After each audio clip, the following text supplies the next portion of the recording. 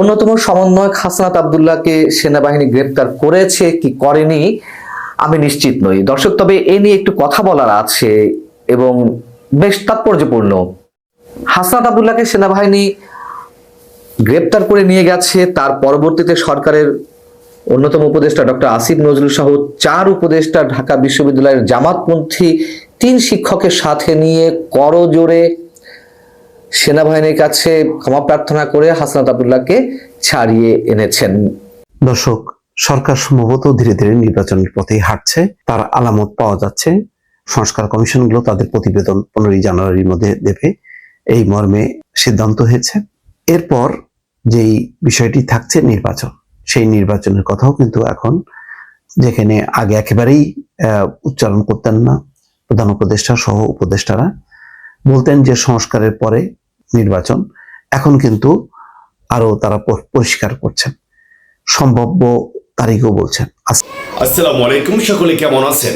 সমন্বয়ক হাসনাত আব্দুল্লাহকে আপনারা সকলে চেনেন। সে নাকি গ্রেপ্তার হয়েছে, সেনাবাহিনী সমন্বয়ক হাসনাত আব্দুল্লাহকে গ্রেপ্তার করেছে।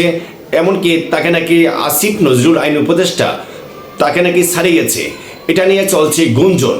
মূলত আজকের এই নিউজ থেকে জানতে পারবো সত্যি কি এই সমন্বয়ক হাসনাত আব্দুল্লাহ সে কি গ্রেপ্তার হয়েছে, সেনাবাহিনী কি তাকে গ্রেপ্তার করেছে, এটার মূল কাহিনী কি সেটা আজকে জানবো। আজকের এই নিউজ থেকে আলোচনা করেছে সাংবাদিক পান্না ভাই, এবং জানবো নির্বাচন নিয়ে 2টি তারিখ ঘোষণা করা হয়েছে।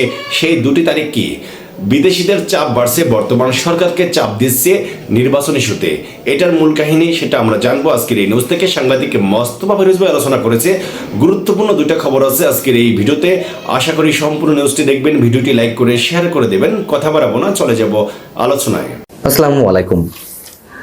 অন্যতম সমন্বয়ক হাসনাত আব্দুল্লাহকে সেনাবাহিনী গ্রেপ্তার করেছে কি করেনি আমি নিশ্চিত নই দর্শক, তবে এ নিয়ে একটু কথা বলার আছে এবং বেশ তাৎপর্যপূর্ণ।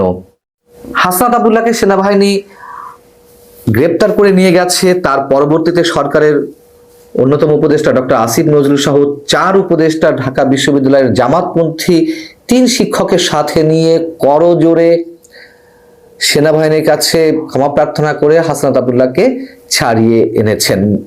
এই খবরটি গুজব তা দাবি করেছে বাংলাদেশের অন্যতম ফ্যাক্ট চেকিং প্রতিষ্ঠান রিমার স্ক্যানার। হতে পারে গুজব, হতে পারে গুঞ্জন, বা সত্যতাও কতখানি আমি নিশ্চিত নই। তবে আমি যে পার্থক্যটা উল্লেখ করতে চাই, আপনাদের নিশ্চয় মনে আছে যে 5 আগস্ট গণঅভ্যুত্থানের আগে হাসনাত আব্দুল্লাহ সহ 6 সমন্বয়ককে যখন ডিবি হেফাজতে, কথিত হেফাজতে রাখা হলো, আটকে রাখা হলো, তার বিরুদ্ধে সারা দেশের মানুষ তো ফুঁসে উঠেছিল, প্রতিবাদ জানিয়েছিল, চরমতর অন্যায় একটি অপরাধ করছিল বাংলাদেশ তৎকালীন সরকার। কিন্তু হাসনাত আব্দুল্লাহকে সেনাবাহিনী গ্রেপ্তার করে নিয়ে গেছে, বিশেষ কিছু বলছে, এটি ভুয়া হোক, গুজব হোক, সত্য হোক, যাই হোক না কেন, এমন একটি খবরে আমি নিশ্চয় বলবো না সব মানুষ খুশি হয়েছে। মানুষের একটি বিশেষ অংশ, বড় অংশ, তারা উৎসুক ছিল এবং কারো কারো মধ্যে একটা স্বস্তির ভাব ছিল। এ কথা আমি দায়িত্ব নিয়ে বলছি। কেন ছিল? ওই সময় যখন ডিবির কথিত হেফাজতে রাখা হয়েছিল সমন্বয়কদের, তখন তো কেউ সামান্যতম খুশি হয়নি। এখন কেন এই ধরনের খবরে কেউ কেউ স্বস্তি প্রকাশ করতে চায়? তার কারণ মানুষ অতিষ্ঠ হয়ে উঠেছে সমন্বয়কদের কার্যক্রমে, তাদের বিভিন্ন বিতর্কিত কর্মকাণ্ডে, হুঁশিয়ার, হুঙ্কারে। এবং সেনাবাহিনীর তো গ্রেপ্তারের প্রয়োজন নেই, যা কিছু বলছে, যা কিছু করছে সমন্বয়করা, সেনাবাহিনীর নানান কৌশল আছে, সে আমরা অনেকেই জানি।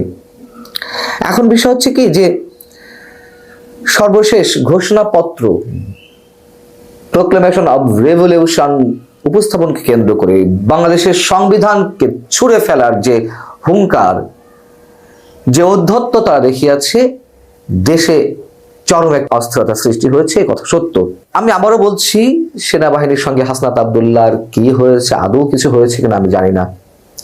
তবে রোববার তারা প্রোক্লেমেশন অব রেভলিউশন ঘোষণাকে কেন্দ্র করে আগামী 15 জানুয়ারি পর্যন্ত তারা আলটিমেটাম দিয়েছে সরকারকে। সরকারের পক্ষ থেকে এই প্রোক্লেমেশন ঘোষণা করা হবে এই কারণে, এবং সরকার এ বিষয়ে এখনো কোনো ধরনের কোনো অগ্রগতিতে যায়নি, সে বিষয়ে যে সংবাদ সম্মেলনটি করলো রোববার, তাদের মুখচ্ছবিকে আমরা খেয়াল করেছি, তাদের বডি ল্যাঙ্গুয়েজ, তাদের বক্তব্য কেমন যেন একটু অস্বাভাবিক, প্রত্যেকের চোখে মুখে আমরা দেখেছি অস্বাভাবিকতা। সেখানে হাসনাত আব্দুল্লাহ যে বক্তব্য উচ্চারণ করলেন, জাতীয় নাগরিক কমিটির আহ্বায়ক নাসির পাটোয়ারি যেসব কথা বললেন, একটু ছন্দপতন আমাদের কাছে মনে হয়েছে। হাসনাত আব্দুল্লাহ বললেন যে সরকার থেকে ঘোষণাপত্র দায়িত্ব নেওয়ার পর থেকে এ পর্যন্ত কোনো দৃশ্যমান উদ্যোগ নেওয়া হয়নি, আমরা সরকারকে এই বিষয়ে তৎপর হওয়ার আহ্বান জানাচ্ছি। আর নাসিরউদ্দিন পাটোয়ারি কি বলছেন, আমাদের এই দাবি আদায়ে পরবর্তীতে কঠোর কর্মসূচি ঘোষণা করা হবে। এগুলো হয়তো স্রেফ কথার কথা, অথবা কর্মসূচি দিলে দিতেও পারে, কিন্তু তাদের সেই হুঙ্কার হুঁশিয়ারি আগের মতো আমরা দেখিনি।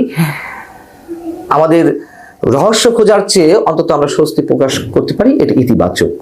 তারা যদি নিজেদের ভুল বুঝতে পারে, তারা যদি কোনো কারণে এইসব হুঙ্কার হুঁশিয়ারি থেকে পিছু হটতে চায়, এটি ইতিবাচক, আমরা স্বাগত জানাই।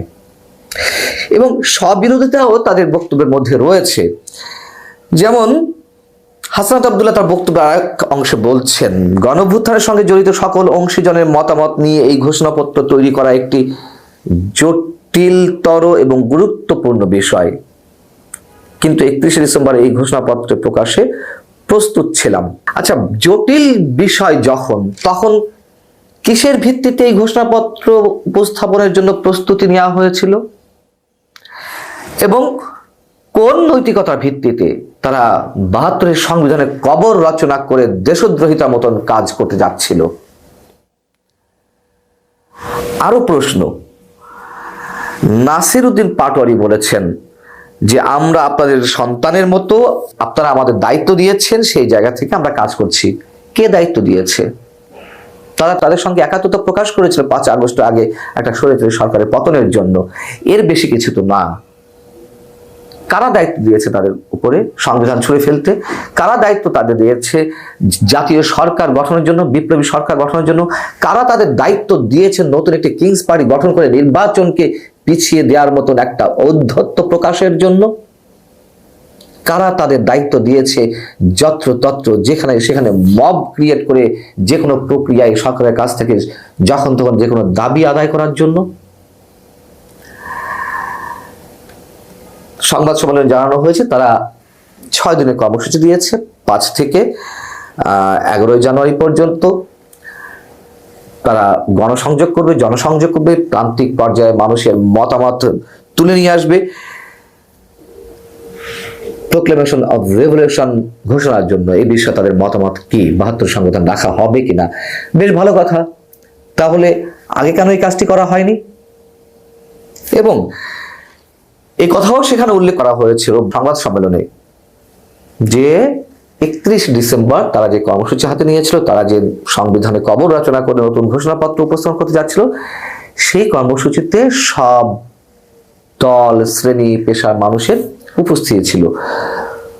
কোন মানুষের উপস্থিত ছিল? যে মানুষের উপস্থিত ছিলেন তারা কাদের প্রতিনিধিত্ব করছিলেন, কোন শ্রেণী পেশা প্রতিনিধিত্ব তারা করছিলেন, এবং সেখানে কত মানুষ হয়েছে আমরা দেখিনি। এর আগে তো এক ধরনের মানুষের ফ্যান্টাসি ছিল তাদের প্রতি, ছাত্র সমন্বয়কদের প্রতি এক ধরনের স্নেহ ভালোবাসা ছিল। যখন তারা ডাক দিত 1 ঘন্টা নোটিশে 20, 25, 30, 40 হাজার মানুষ জমায়েত হয়ে যেত। কিন্তু তারা তাদের এই যে ব্যাপক আয়োজনে যে কর্মসূচি, তাতে কত মানুষ হয়েছে? 10, 15, 20। কিন্তু 1 ঘন্টা নোটিশে তারা তো এর চেয়ে দ্বিগুণ মানুষ জমায়েত করে ফেলতো। মানুষ প্রত্যাখ্যান করেছে তাদের এই কর্মসূচিগুলোকে এবং তাদের যে বক্তব্যটা। এবং সর্বশেষ তাদের যে বডি ল্যাঙ্গুয়েজ, সে বিষয়ে একটু দৃষ্টি আকর্ষণ করতে চাই। তাদের যে বডি ল্যাঙ্গুয়েজ, তাদের যে মুখচ্ছবি, তাদের যে বক্তব্যের নরম সুর, কিছু একটা কি হয়েছে আসলে সেনাবাহিনীর মাধ্যমে আমরা জানি না। সে প্রশ্ন একেবারে উড়িয়ে দিতে চাই না। হঠাৎ করে তারা এইভাবে চুপসে গেল কেন? তবে যেভাবেই হোক, যদি তারা তাদের ভুল বুঝতে পারে, ওয়েলকাম। বাংলাদেশের মানুষ ভালোবাসা তারা পাবে। রাজনৈতিক দল গঠন করুক, গণতান্ত্রিক প্রক্রিয়া, স্বাভাবিক প্রক্রিয়ায় আসুক, প্রতিদ্বন্দ্বিতা করুক, নির্বাচন হোক, সেখানে তারা অংশগ্রহণ করুক। আমরা তো ওয়েলকাম জানাবো, সাধুবাদ জানাবো, কোনো সমস্যা নেই। কিন্তু তাদের সে আগের বডি ল্যাঙ্গুয়েজ আর আগের হুঙ্কার হুঁশিয়ারি আমরা দেখতে চাই না। দর্শক, সরকার সম্ভবত ধীরে ধীরে নির্বাচনের পথেই হাঁটছে, তার আলামত পাওয়া যাচ্ছে। সংস্কার কমিশনগুলো তাদের প্রতিবেদন 15 জানুয়ারির মধ্যে দেবে, এই মর্মে সিদ্ধান্ত হয়েছে।